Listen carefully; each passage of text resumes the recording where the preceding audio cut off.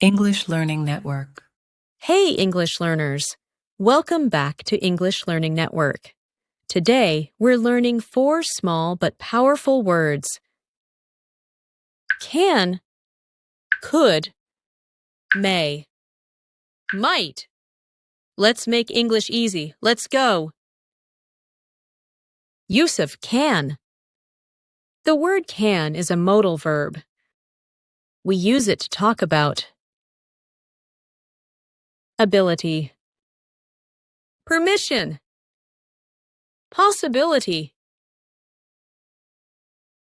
Can for ability means you are able to do something. I can swim. He can play the guitar. They can cook very well. Can for permission. Ask or give permission. Can I go to the park? Can I go to the bathroom? Can I open the window? Can for possibility. Sometimes can shows that something is possible. It can rain in the afternoon. This game can be difficult. Mistakes can happen. Use of could. Could is the past form of can. Past ability. Polite requests. Possibilities. Could for past ability. When I was a child, I could run fast. Could for polite request. Could you help me?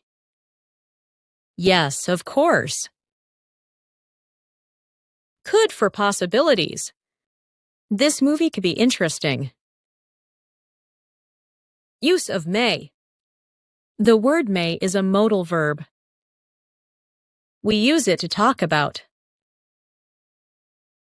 formal permission, higher chance.